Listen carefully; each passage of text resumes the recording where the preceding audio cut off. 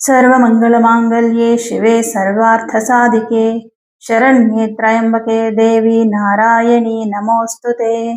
ॐ ह्रीं दुं दुर्गायै नमः। ಓಂ ಶ್ರೀ ಗುರುಭ್ಯೋ ನಮಃ. ನಮ್ಮ ಯೂಟ್ಯೂಬ್ ವಾಹಿನಿಯ ಸಮಸ್ತ ವೀಕ್ಷಕರಿಗೆ ನಿಮ್ಮ ನೇತ್ರಾವತಿ ಮಾಡುವ ನಮಸ್ಕಾರಗಳು. ವೀಕ್ಷಕರೇ, ಏಪ್ರಿಲ್ ಮೊದಲ ವಾರದಿಂದ ಆನ್ಲೈನ್ ಜ್ಯೋತಿಷ್ಯ ತರಗತಿ ಪ್ರಾರಂಭ ಆಗ್ತಾ ಇದೆ. ಯಾರಿಗೆಲ್ಲ ಆಸಕ್ತಿ ಇದೆಯೋ ಅವರು ಸ್ಕ್ರೀನ್ ಮೇಲೆ ಕಾಣಿಸ್ತಾ ಇರುವಂತಹ ನಂಬರ್ಗೆ ಕರೆ ಮಾಡಿ ಅಥವಾ ವಾಟ್ಸಪ್ ಮೆಸೇಜ್ ಮಾಡಿ. ಹಾಗೆ ಏಪ್ರಿಲ್ ತಿಂಗಳ ಮಾಸ ಭವಿಷ್ಯ ದ್ವಾದಶ ರಾಶಿಗಳಿಗೆ ಹೇಗಿದೆ ಅನ್ನೋದನ್ನ ಈಗ ನೋಡೋಣ. ಮೀನರಾಶಿ. ಮೀನರಾಶಿಯವರಿಗೆ ತುಂಬಾ ಶುಭದಾಯಕವಾದ ತಿಂಗಳು ಅಂತ ಹೇಳ್ಬೋದು ಈ ಏಪ್ರಿಲ್ ತಿಂಗಳು. ಯಾಕಂದ್ರೆ ಮೊದಲನೇದಾಗಿ ನಿಮ್ಮ ರಾಶಿಯಲ್ಲಿ ರವಿ ಇರ್ತಾನೆ, ಶನಿನೂ ಇದ್ದಾನೆ ಆಲ್ರೆಡಿ. ರವಿ ಮತ್ತು ಶನಿ, ಕುಜ, ಬುಧ 4 ಗ್ರಹಗಳು ನಿಮ್ಮ ರಾಶಿಯಲ್ಲಿ ಇರ್ತಾರೆ. ಅದರಲ್ಲಿ ರವಿ ಗ್ರಹ ನಿಮ್ಮ ರಾಶಿಯಲ್ಲಿ ಇರೋದ್ರಿಂದ ಯಾರಿಗೆ ಮೀನರಾಶಿಯವರಿಗೆ ಕೆಲಸ ಇಲ್ಲದೆ ತುಂಬಾ ಪರದಾಡ್ತಿದ್ದೀರಾ ಅನ್ನೋರಿಗೆ ಕೆಲಸ ಸಿಗುವ ಸಾಧ್ಯತೆ ಇದೆ. ಆದ್ರೆ ಒಂದ್ ನೆನ್ಪಿಟ್ಕೊಳ್ಳಿ, ಕೆಲಸ ಸಿಕ್ಕಿದ್ರೂ ಆ ಕೆಲಸದಲ್ಲಿ ತುಂಬಾ ಕಷ್ಟ ಇರುತ್ತೆ, ಸ್ವಲ್ಪ ದಿನ ಆಮೇಲೆ ಸಾಲ್ವ್ ಆಗುತ್ತೆ. ಆದ್ರೆ ಕೆಲಸ ಸಿಗುತ್ತೆ ಅನ್ನೋದು ಬಹಳ ಶುಭ ಸುದ್ದಿ ಅಂತ ಹೇಳ್ಬೋದು. ಇನ್ನು ಭಾಗ್ಯಾಧಿಪತಿ ಮತ್ತು ಧನಾಧಿಪತಿ ಆದಂತಹ ಮಂಗಳ ಗ್ರಹ ನಿಮ್ಮ ರಾಶಿಯಲ್ಲಿ ಸಂಚಾರ ಮಾಡೋದ್ರಿಂದ ತುಂಬಾ ಹಣಕಾಸಿನ ಮುಗ್ಗಟ್ಟುಗಳು ಯಾರಿಗಿತ್ತು ಆ ರೀತಿಯ ಹಣಕಾಸಿನ ಮುಗ್ಗಟ್ಟು ಸ್ವಲ್ಪ ಕಡಿಮೆ ಆಗುತ್ತೆ. ಬೇರೆಯವರು ನಿಮ್ಗೆ ಹಣ ಕೊಡಬೇಕು, ನಿಮ್ಮ ಹತ್ರ ತಗೊಂಡಿರೋ ಹಣನ ಅವ್ರು ಕೊಡ್ತಾ ಇಲ್ಲ ಅಂಥವ್ರು ಹಣವನ್ನ ವಾಪಸ್ ಕೊಡುವಂಥದ್ದು. ತುಂಬಾ ಸಾಲದ ಬಾಧೆಯಿಂದ ಬಳಲ್ತಾ ಇರೋರು ಸ್ವಲ್ಪ ಮಟ್ಟಿಗೆ ನಿಮ್ಮ ಸಾಲವನ್ನ ಕಡಿಮೆ ಮಾಡ್ಕೊಳ್ಳೋ ಸಾಧ್ಯತೆ ಈ ತಿಂಗಳಿನಲ್ಲಿ ಕಂಡು ಬರ್ತಾ ಇದೆ. ಹಾಗೆ ನಿಮ್ಮ ರಾಶಿಯಲ್ಲಿ ಇರ್ತಕ್ಕಂತಹ ಮಂಗಳ ಗ್ರಹ ಧಾರ್ಮಿಕ ಕ್ಷೇತ್ರಗಳಿಗೆ ಹೋಗುವಂಥದ್ದು, ಧಾರ್ಮಿಕ ಕೆಲಸಗಳನ್ನ ಮಾಡುವಂಥದ್ದು, ಹೀಗೆಲ್ಲ ಮಾಡಿಸ್ತಾನೆ. ಇದರಿಂದ ಮನಸ್ಸಿಗೆ ಶಾಂತಿ, ನೆಮ್ಮದಿ, ಕುಟುಂಬದವರ ಸಹಕಾರ ಕೂಡ ನಿಮ್ಗೆ ಸಿಗತ್ತೆ. ಇನ್ನು ಮೀನರಾಶಿಯವರಿಗೆ ವಿಶೇಷವಾಗಿ ಶನಿ ಕುಜ ಕಾಂಬಿನೇಷನ್ ಇರೋದ್ರಿಂದ ತುಂಬಾ ಕೆಲಸ ಮಾಡ್ತೀರಾ, ಹಾರ್ಡ್ ವರ್ಕ್ ಅಂತ ಹೇಳ್ಬೋದು. ಅದು ಸ್ವಂತ ಉದ್ಯೋಗ ಆಗಿರ್ಲಿ, ಬೇರೆಯವ್ರ ಕೈ ಕೆಳಗೆ ಕೆಲಸ ಮಾಡ್ಲಿ. ನೋಡಿ, ಬೇರೆಯವರ ಕೈ ಕೆಳಗೆ ಕೆಲಸ ಮಾಡುವಂತವ್ರಿಗೆ ನೀವು ಹಾರ್ಡ್ ವರ್ಕ್ ಮಾಡ್ಲೇಬೇಕು. ಯಾಕಂದ್ರೆ ನಿಮ್ಮ ಮೇಲಧಿಕಾರಿಗಳು ನಿಮ್ಮನ್ನ ನಂಬಿ ಒಂದಿಷ್ಟು ಜವಾಬ್ದಾರಿಯನ್ನ ಅಥವಾ ಒಂದಿಷ್ಟು ಕೆಲಸವನ್ನ ಕೊಟ್ಟಿರ್ತಾರೆ, ಮಾಡ್ಲೇಬೇಕು. ಆದ್ರೆ ಸ್ವಂತ ಬಿಸ್ನೆಸ್ ಮಾಡುವಂತವ್ರು ನೀವೇ ಪರಿಶ್ರಮ ಪಟ್ಟು, ಅಂದ್ರೆ ನಾನು ಇವತ್ತು ಕಷ್ಟಪಟ್ಟು ದುಡಿದ್ರೆ ನನಗೆ ನಾಳೆ ನಾನು ಚೆನ್ನಾಗಿರ್ತೀನಿ ಅನ್ನೋ ಒಂದು ಆತ್ಮವಿಶ್ವಾಸಕ್ಕೋಸ್ಕರ ತುಂಬಾ ಕಷ್ಟಪಟ್ಟು ಕೆಲಸ ಮಾಡುವಂಥದ್ದು. ಹಾಗಾಗಿ ತುಂಬಾ ಒಂದು ಪರಿಶ್ರಮದ ತಿಂಗಳು ಅಂತ ಹೇಳ್ಬೋದು. ಈ ತಿಂಗಳು ತುಂಬಾ ಬ್ಯುಸಿ ಆಗ್ಬಿಡ್ತೀರಾ. ಆರೋಗ್ಯದ ಕಡೆ ಕೂಡ ಗಮನ ಕೊಡಿ. ಸ್ವಲ್ಪ ಆರೋಗ್ಯದಲ್ಲಿ ವ್ಯತ್ಯಾಸ ಆಗ್ಬೋದು. ಕರೆಕ್ಟ್ ಟೈಮ್ಗೆ ಊಟ ಮಾಡದೇ ಇರೋದ್ರಿಂದ, ಕರೆಕ್ಟ್ ಟೈಮ್ಗೆ ನಿದ್ರೆ ಮಾಡದೇ ಇರೋದ್ರಿಂದ ಗ್ಯಾಸ್ಟ್ರಿಕ್ ಪ್ರಾಬ್ಲಮ್ ಜಾಸ್ತಿ ಆಗ್ಬೋದು. ಈಗ ಆಲ್ರೆಡಿ ಆ ಪ್ರಾಬ್ಲಮ್ ಇರೋರಿಗೆ ಇನ್ನು ಸ್ವಲ್ಪ ಜಾಸ್ತಿ ಆಗ್ಬೋದು. ಮತ್ತೆ ತಲೆನೋವು ಬರೋದಕ್ಕೆ ಶುರುವಾಗುತ್ತೆ, ಸಿಕ್ಕಾಪಟ್ಟೆ ತಲೆನೋವು. ಬುಧ ಮತ್ತು ಮಂಗಳ ಒಂದೇ ಮನೇಲಿ ಇರೋದ್ರಿಂದ ತುಂಬಾ ಟೆನ್ಷನ್ ತಗೊಂಡು ಕೆಲಸ ಮಾಡೋದ್ರಿಂದ ವಿಪರೀತ ತಲೆನೋವು ಬರುತ್ತೆ. ಸ್ವಲ್ಪ ಆರೋಗ್ಯದ ಕಡೆ ಗಮನ ಕೊಡಿ. ಬಟ್ ವ್ಯಾವಹಾರಿಕವಾಗಿ ಸುಧಾರಿಸಿಕೊಳ್ಳುವಂತಹ ತಿಂಗಳು ಅಂತಾನೆ ಹೇಳ್ಬೋದು ಹಣಕಾಸಿನ ವಿಷಯದಲ್ಲಿ ಅಷ್ಟೇ. 2ನೇ ಮನೆಯಲ್ಲಿ ಶುಕ್ರ ಇರೋದ್ರಿಂದ ನಿಮ್ಗೆ ಬೇರೆಯವರು ಏನು ಒಂದು ಸಹಾಯ ಮಾಡ್ತೀವಿ ಅಂತ ಹೇಳಿರ್ತಾರೆ, ಆದ್ರೆ ಅವ್ರು ಮಾಡಿರಲ್ಲ. ಬಟ್ ಈ ಒಂದು ತಿಂಗಳಲ್ಲಿ ಅವರಿಂದ ಸಹಾಯ ಸಿಗೋ ಸಾಧ್ಯತೆ. ಮತ್ತು ಬ್ಯಾಂಕ್ ಲೋನ್ಗೋಸ್ಕರ ಪ್ರಯತ್ನ ಮಾಡ್ತಾ ಇದ್ರೆ ಲೋನ್ ಸ್ಯಾಂಕ್ಷನ್ ಆಗೋ ಸಾಧ್ಯತೆ ಇದೆ. 6ನೇ ಮನೆ ಅಧಿಪತಿ ನಿಮ್ಮ ರಾಶಿಯಲ್ಲಿ ಇರುತ್ತೆ. ಇನ್ನು 15ನೇ ತಾರೀಕಿಗೆ ಸೂರ್ಯ ಗ್ರಹ 2ನೇ ಮನೆಗೆ ಹೋಗ್ತಾನೆ. 2ನೇ ಮನೆಗೆ ಸೂರ್ಯನು ಪ್ರವೇಶ ಮಾಡಿದ್ಮೇಲೆ ನಿಮ್ಮ ಉದ್ಯೋಗದಲ್ಲಿದ್ದಂತಹ ಒಂದು ಕ್ಲಿಷ್ಟತೆ ಅಥವಾ ಒತ್ತಡಗಳು ಅದೆಲ್ಲ ಕಡಿಮೆ ಆಗುತ್ತೆ. ತೃತೀಯ ಭಾವಾಧಿಪತಿಯಾದ ಶುಕ್ರನು 2ನೇ ಮನೆಯಲ್ಲಿ ಸ್ಥಿತನಾಗಿರೋದ್ರಿಂದ ಮಿತ್ರರಿಂದ ನಿಮಗೆ ಅನುಕೂಲ ಅಥವಾ ಸಹೋದ್ಯೋಗಿಗಳಿಂದ ನಿಮಗೆ ಸಹಾಯ ಸಹಕಾರ ಇವುಗಳೆಲ್ಲವೂ ಕೂಡ ಸಿಗುವಂತ ಸಾಧ್ಯತೆಗಳಿದೆ. ಚತುರ್ಥ ಭಾವಾಧಿಪತಿ ನಿಮ್ಮ ರಾಶಿಯಲ್ಲೇ ಇದ್ದಾನೆ, ಸಪ್ತಮವನ್ನು ನೋಡ್ತಾ ಇದ್ದಾನೆ. ಬಟ್ ನಿಮ್ಮ ರಾಶಿಯಲ್ಲಿ ಇರೋದ್ರಿಂದ ಬುಧನು ನೀಚಭಂಗ ರಾಜಯೋಗವನ್ನ ಪಡ್ಕೊಂಡಿದ್ದಾನೆ. ಆಸ್ತಿ ವಿಚಾರದಲ್ಲಿ ಏನಾದ್ರೂ ನಿರ್ಧಾರಗಳು ತಗೊಳ್ಳೋದಾದ್ರೆ ನಿಜವಾಗ್ಲೂ ಇದು ಸೂಕ್ತವಾದ ಸಮಯ. ಮಂಗಳ ಗ್ರಹ ನಿಮ್ಗೆ ಬಹಳಷ್ಟು ಸಹಕಾರವನ್ನ ನೀಡ್ತಾ ಇದ್ದಾನೆ. ಸೈಟು ಅಥವಾ ಮನೆ ತಗೋಬೇಕು ಅಥವಾ ಸೇಲ್ ಮಾಡಬೇಕು ಅಂತ ಏನಾದ್ರು ಅನ್ಕೊಂಡಿದ್ರೆ ಖಂಡಿತವಾಗ್ಲೂ ಒಳ್ಳೇದು.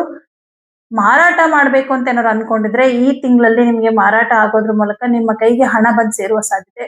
ತಗೊಳ್ಬೇಕು ಅಂತ ಅನ್ಕೊಂಡಿರೋರ್ಗು ಕೂಡ ನೀವಿಷ್ಟ ಪಡುವಂತಹ ರೀತಿಯಲ್ಲಿ ನಿಮಗೆ ಒಂದು ನಿವೇಶನ ಆಗ್ಲಿ ಅಥವಾ ಮನೆ ಆಗ್ಲಿ ಸಿಗುವ ಸಾಧ್ಯತೆ. ಇನ್ನು ಚತುರ್ಥ ಭಾವಾಧಿಪತಿ ನಿಮ್ಮ ರಾಶಿಯಲ್ಲಿರೋದ್ರಿಂದ ವಾಹನವನ್ನ ಖರೀದಿ ಮಾಡೋದಕ್ಕೂ ಕೂಡ ಇದು ಸೂಕ್ತವಾದ ಸಮಯವಾಗಿದೆ. ಇನ್ನೇನು ಗುರುಗ್ರಹ ಪಂಚಮಕ್ಕೆ ಹೋಗ್ತಾ ಇದ್ದಾನೆ ಇನ್ನೊಂದು 1.5-2 ತಿಂಗಳಲ್ಲಿ ಎಲ್ಲಾ ತರದ ಕಷ್ಟಗಳನ್ನ ನಿವಾರಣೆ ಮಾಡ್ತಾನೆ ಅಂತ ಹೇಳ್ಬೋದು. 7.7 ಇದ್ರೂ ಕೂಡ ಹೇಗೆ ಎಲ್ಲಾ ತರ ಕಷ್ಟ ನಿವಾರಣೆ ಆಗುತ್ತೆ ಅಂದ್ರೆ ಇದೇ 7.7 ಶನಿಯ ಮೇಲೆ ಗುರುದೃಷ್ಟಿ ಬೀಳುತ್ತೆ. ಗುರುದೃಷ್ಟಿ ಬಿದ್ದಾಗ ಶನಿ ತನ್ನ 80% ಅಶುಭ ಫಲವನ್ನ ಕಮ್ಮಿ ಮಾಡಿಬಿಡ್ತಾನೆ. ಗುರುವಿಗೆ ಕೊಡುವಂತಹ ರೆಸ್ಪೆಕ್ಟ್ ಅದು. ಸಪ್ತಮಾಧಿಪತಿ ನಿಮ್ಮ ರಾಶಿಯಲ್ಲೇ ಇದ್ದು ನೀಚಭಂಗ ರಾಜಯೋಗವನ್ನ ನೀಡ್ತಾ ಇರೋದ್ರಿಂದ ಪಾರ್ಟ್ನರ್ಶಿಪ್ ಅಲ್ಲಿ ಬಿಸ್ನೆಸ್ ಮಾಡೋರಿಗೆ ತುಂಬಾ ಚೆನ್ನಾಗಿದೆ. ಓನ್ ಬಿಸ್ನೆಸ್ ಮಾಡೋರ್ಗೂ ಅಷ್ಟೇ ಬಹಳ ಚೆನ್ನಾಗಿದೆ. ವ್ಯಾಪಾರದಲ್ಲಿ ಲಾಭ, ಅಭಿವೃದ್ಧಿ ಎಲ್ಲವೂ ಕೂಡ ಉತ್ತಮವಾಗಿರುತ್ತೆ ಅಂತ ಹೇಳ್ಬೋದು. ಇನ್ನು ಶುಕ್ರ 2ನೇ ಮನೆಯಲ್ಲಿರೋದ್ರಿಂದ ಮನೆಯವರಿಗೋಸ್ಕರ, ಕುಟುಂಬದವರಿಗೋಸ್ಕರ ಒಂದಿಷ್ಟು ಖರ್ಚುಗಳನ್ನ ಮಾಡ್ತೀರಾ. ಬಹಳ ದಿನದಿಂದ ಏನೋ ಮನೆಯಲ್ಲಿ ತರಬೇಕು ಅಂತ ಆಸೆ ಇತ್ತು, ಅದಕ್ಕೆಲ್ಲ ಸ್ವಲ್ಪ ಹಣಕಾಸಿನ ಲೆಕ್ಕಾಚಾರ ಹಾಕ್ತಾ ಇದ್ರಿ. ಬಟ್ ಈ ತಿಂಗಳಲ್ಲಿ ನಿಮ್ಗೆ ನಿಮ್ ಕೈ ಹಣ ಬಂದ ಕೂಡಲೇ ಬಹಳ ಮುಖ್ಯವಾಗಿ ಬಹಳ ಇಂಪಾರ್ಟೆಂಟ್ ವಸ್ತು ಅಥವಾ ಅವಶ್ಯಕತೆ ಇರುವಂತದ್ದಕ್ಕೆ ಏನಕ್ಕೂ ಖರ್ಚು ಮಾಡ್ತೀರಾ. ಅದು ಕೂಡ ಮನಸ್ಸಿಗೆ ಸಮಾಧಾನ. ಇನ್ನು ಭಾಗ್ಯಾಧಿಪತಿ ಧನಾಧಿಪತಿ ಆದಂತಹ ಮಂಗಳ ಗ್ರಹ ನಿಮ್ಮ ರಾಶಿಯಲ್ಲಿರೋದ್ರಿಂದ ದೇವರ ಮೇಲೆ ನಂಬಿಕೆ ಜಾಸ್ತಿ ಆಗತ್ತೆ. ದೇವಸ್ಥಾನಗಳಿಗೆ ಹೋಗೋದು, ಕೆಲವು ಹರಕೆಗಳೇನಾದ್ರೂ ಇದ್ರೆ ಅದನ್ನು ತೀರಿಸುವಂಥದ್ದು, ಇದು ಕೂಡ ಬಹಳ ಮುಖ್ಯವಾದಂತಹ ಕೆಲಸಗಳು, ಪೆಂಡಿಂಗ್ ಆಗಿದ್ದಂತಹ ಕೆಲಸಗಳನ್ನ ಮತ್ತೆ ಶುರು ಮಾಡ್ತೀರಾ.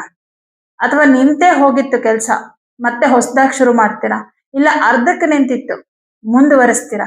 ಈ ರೀತಿ ನಿಮ್ಮ ವೃತ್ತಿ ಕ್ಷೇತ್ರದಲ್ಲಿ ಒಂದಷ್ಟು ಬದಲಾವಣೆಗಳಾಗುತ್ತೆ. ದಶಮಾಧಿಪತಿ 4ನೇ ಮನೆಯಲ್ಲಿರೋದ್ರಿಂದ ನಿಮ್ಮ ಕೆಲಸದ ಬಗ್ಗೆ ಯಾವುದೇ ಕನ್ಫ್ಯೂಷನ್ ಇರಲ್ಲ, ನಿಮ್ಮ ಗುರಿ ಬಗ್ಗೆ ಯಾವುದೇ ಕನ್ಫ್ಯೂಷನ್ ಇರಲ್ಲ. ಅದ್ರ ಕಡೆಗೆ ಗಮನ ಕೊಡ್ತಿರ್ತೀರ, ಅದ್ರ ಬಗ್ಗೆನೆ ನೀವು ಹೆಚ್ಚು ಪರಿಶ್ರಮವನ್ನ ಪಡ್ತಾ ಇರ್ತೀರ. ವಿದೇಶದಲ್ಲಿ ಉದ್ಯೋಗವನ್ನ ಯಾರ್ಯಾರೆಲ್ಲ ಪಡಿಬೇಕು ಅಂತ ಟ್ರೈ ಮಾಡ್ತಾ ಇದ್ದೀರೋ ನಿಮ್ಮ ಪ್ರಯತ್ನಕ್ಕೆ ಫಲ ಸಿಗುವ ಸಾಧ್ಯತೆಗಳಿದೆ. ನಿಮ್ಮ ಪ್ರಯತ್ನವನ್ನ ಹಾಗೆ ಮುಂದುವರಿಸಿ. ಇನ್ನು ರವಿಗ್ರಹ 6ನೇ ಮನೆ ಅಧಿಪತಿಯಾಗಿ ನಿಮ್ಮ ರಾಶಿಯಲ್ಲೇ ಇರ್ತಾನೆ. ಸರ್ಕಾರಿ ಉದ್ಯೋಗದಲ್ಲಿರುವಂತವ್ರಿಗೆ 14ನೇ ತಾರೀಕುವರೆಗೂ ಕೆಲಸದಲ್ಲಿ ತುಂಬಾ ಒತ್ತಡ ಇರುತ್ತೆ. ಸ್ವಲ್ಪ ನಿಮ್ಮ ಮೇಲಧಿಕಾರಿಗಳಿಂದ, ಬಾಸ್ ಕಡೆಯಿಂದ ಕಿರಿಕಿರಿ ಇರುತ್ತೆ. ಆದ್ರೆ 15ನೇ ತಾರೀಕಿನ ನಂತರ ನಿಮಗೆ ಆ ಒಂದು ಕಿರಿಕಿರಿ ಆಗಿರಬಹುದು, ಕೆಲಸದಲ್ಲಿ ಒತ್ತಡ ಆಗಿರ್ಬೋದು, ಸ್ವಲ್ಪ ಮಟ್ಟಿಗೆ ಕಡಿಮೆ ಆಗುತ್ತೆ. ಪ್ರೈವೇಟ್ ಜಾಬ್ ಅಲ್ಲಿರೋರ್ಗೂ ಕೂಡ ಇದೇ ಅನ್ವಯ ಆಗುತ್ತೆ. ನಿಮ್ ಕೆಲಸದಲ್ಲಿ ತುಂಬಾ ಒತ್ತಡ ಯಾವಾಗ ಆಗತ್ತೆ ಅಂದ್ರೆ ನಿಮ್ಗೊಂದಿಷ್ಟು ಕೆಲಸ ಕೊಡ್ತಾರೆ, ನಿಮ್ಮ ಶಕ್ತಿ ಮೀರಿ ಒಂದಿಷ್ಟು ಕೆಲಸ ಕೊಡ್ತಾರೆ. ಅದು ಕಂಪ್ಲೀಟ್ ಮಾಡೋದ್ರ ಒಳಗಡೆನೆ ಮತ್ತೆ ಮತ್ತೆ ಹೇಳ್ತಾನೆ ಇರ್ತಾರೆ, ಕೆಲಸ ಕಂಪ್ಲೀಟ್ ಆಯ್ತಾ, ಬೇರೆ ಪ್ರಾಜೆಕ್ಟ್ ಕೊಡ್ತೀವಿ, ಅದು ಏನೇನೋ ಹೇಳ್ತಾ ಇರ್ತಾರೆ. ಅವಾಗ ಏನಾಗುತ್ತೆ, ಅದು ಮೈಂಡ್ಗೆ ತುಂಬಾ ಪ್ರೆಷರ್ ಅನ್ಸುತ್ತೆ, ಇರೋ ಕೆಲಸನೂ ಮಾಡಕ್ ಆಗ್ತಾ ಇರಲ್ಲ. ಈ ತರದ ಸಮಸ್ಯೆ ಖಾಸಗಿ ಕಂಪನಿಯಲ್ಲಿ ಕೆಲಸ ಮಾಡೋರ್ಗೂ ಇರುತ್ತೆ. ಆದ್ರೆ 14ನೇ ತಾರೀಕುವರೆಗೂ ಮಾತ್ರ. 15ನೇ ತಾರೀಕಿಗೆ ಸೂರ್ಯ ತನ್ನ ಉಚ್ಚ ಕ್ಷೇತ್ರಕ್ಕೆ ಬಂದ ಮೇಲೆ ನೀವು ಮಾಡಿದ ಕೆಲಸಕ್ಕೆ ಸರಿಯಾದ ರೀತಿಯಲ್ಲಿ ಪ್ರಶಂಸೆ ಸಿಗುತ್ತೆ, ನಿಮ್ಗೆ ಹೊಗಳಿಕೆ ಸಿಗುತ್ತೆ. ಆ ಕೆಲಸದಲ್ಲಿದ್ದಂತಹ ಒತ್ತಡ, ಟೆನ್ಷನ್ ಎಲ್ಲ ಕಮ್ಮಿ ಆಗುತ್ತೆ. ಹಾಗಾಗಿ ಉದ್ಯೋಗದ ಕ್ಷೇತ್ರದಲ್ಲಿ ತುಂಬಾ ಚೆನ್ನಾಗಿದೆ. ಕಳೆದ 1.5-2 ತಿಂಗಳಿಂದ ಸಿಕ್ಕಾಪಟ್ಟೆ ಕಷ್ಟಗಳನ್ನ ಅನುಭವಿಸಿದೀರಾ, ತುಂಬಾ ಪ್ರಾಬ್ಲಮ್ ಫೇಸ್ ಮಾಡಿದೀರಾ ಮೀನರಾಶಿಯವರು. ಬಟ್ ಈಗ ಪ್ರಸ್ತುತ ಈ ತಿಂಗಳಿಂದ ಸುಧಾರಿಸ್ಕೊಳ್ತೀರಾ ಅಂತ ಹೇಳ್ಬೋದು. ತುಂಬಾ ಒಳ್ಳೇದಾಗ್ಬಿಡುತ್ತೆ ಅನ್ನೋದಕ್ಕಿಂತ ಸ್ವಲ್ಪ ಸುಧಾರಿಸ್ಕೊಳ್ತೀರಾ. ಆದ್ರೆ ಶನಿ, ಕುಜ, ಬುಧ, ಸೂರ್ಯ ಎಲ್ಲ ಒಂದೇ ಮನೇಲಿರೋದ್ರಿಂದ ಅನಾರೋಗ್ಯ ಸಮಸ್ಯೆಗಳು ಅಂದ್ರೆ ಶಕ್ತಿ ಮೀರಿ ಕೆಲಸ ಮಾಡುವಂಥದ್ದು, ಅತಿಯಾದ ಯೋಚನೆ, ಟೆನ್ಷನ್ ಇವುಗಳಿಂದಾಗಿ, ಕೆಲಸದ ಒತ್ತಡದಿಂದಾಗಿ ಸ್ವಲ್ಪ ಆರೋಗ್ಯದಲ್ಲಿ ಸಮಸ್ಯೆ ಬರುತ್ತೆ. ತುಂಬಾ ಸ್ಟ್ರೆಸ್ ಅನ್ಸುತ್ತೆ, ದೇಹಕ್ಕೆ ವಿಶ್ರಾಂತಿ ಇಲ್ಲ ಅನಿಸ್ತಾ ಇರುತ್ತೆ. ಏನ್ ಮಾಡ್ಬೇಕು ಅದಕ್ಕೆ? ಪ್ರತಿದಿನ ಅರ್ಧ ಗಂಟೆ ಧ್ಯಾನ ಮಾಡಿ. ಯಾವ್ದಾದ್ರು ಸಹಸ್ರನಾಮವನ್ನ ಪ್ಲೇ ಮಾಡಿಕೊಂಡು ನೀವು ಧ್ಯಾನ ಮಾಡಿ. ಅವಾಗ ಗಮನ ಆ ಮಂತ್ರಗಳ ಕಡೆಗೆ ಹೋಗುತ್ತೆ, ಬೇರೆ ಕಡೆ ಹೋಗಲ್ಲ. ಅದಕ್ಕೋಸ್ಕರ ಹಾಗೆ ಸುಬ್ರಹ್ಮಣ್ಯ ಕರಾವಲಂಬಂ, ಸುಬ್ರಹ್ಮಣ್ಯ ಅಷ್ಟೋತ್ತರವನ್ನ ಪ್ರತಿದಿನ ಹೇಳ್ಕೊಳ್ಳಿ. ಗುರುಪಾದುಕ ಮಂತ್ರವನ್ನ ಹೇಳ್ಕೊಳ್ಳಿ. ಸಾಧ್ಯವಾದ್ರೆ ಗುರು ಚರಿತ್ರೆಯನ್ನ ಪಾರಾಯಣ ಮಾಡಿ, ಅದರಲ್ಲೂ ಗುರು ದತ್ತಾತ್ರೇಯ ಚರಿತ್ರೆ ಪಾರಾಯಣ ಮಾಡಿ. ಇದರಿಂದ ನಮ್ಮ ಯೋಚನಾ ಶಕ್ತಿ, ಯೋಚನಾ ಶೈಲಿ ಬದಲಾಗುತ್ತೆ. ತುಂಬಾ ಪಾಸಿಟಿವ್ ಆಗಿ ಥಿಂಕ್ ಮಾಡುವಂಥದ್ದು, ನಮ್ಮಲ್ಲಿ ಭರವಸೆ ಜಾಸ್ತಿ ಆಗುತ್ತೆ. ಗುರು ನಮಗೆ ಭರವಸೆಯನ್ನ, ಅರಿವನ್ನ ನೀಡುವಂತವನು. ಹಾಗಾಗಿ ಮಹಾನ್ ಗುರು ಅಂತ ಹೇಳ್ಬೋದು ಗುರು ದತ್ತಾತ್ರೇಯವರನ್ನ. ಅವರ ಚರಿತ್ರೆಯನ್ನ ಪ್ರತಿನಿತ್ಯ ಪಾರಾಯಣ ಮಾಡಿ, ಒಳ್ಳೇದಾಗತ್ತೆ. ಆದಿತ್ಯ ಹೃದಯ ಮಂತ್ರ ಹೇಳ್ಕೊಳ್ಳಿ. 14ನೇ ತಾರೀಕುವರೆಗೂ ಸ್ವಲ್ಪ ಕಾನ್ಫಿಡೆನ್ಸ್ ಲೆವೆಲ್ ಕಮ್ಮಿ ಇರುತ್ತೆ. ಹಾಗಾಗಿ ಪ್ರತಿದಿನ ಬೆಳಗ್ಗೆ ಆದಿತ್ಯ ಹೃದಯ ಮಂತ್ರ ಹೇಳ್ಕೊಳ್ಳಿ. ಇದೆಲ್ಲಾ ಪರಿಹಾರ ಮಾಡ್ಕೊಂಡ್ರೆ ಇನ್ನೂ ಒಳ್ಳೇದಾಗತ್ತೆ ಅಂತ ಹೇಳ್ಬೋದು. ಎಲ್ಲರಿಗೂ ಶುಭವಾಗಲಿ.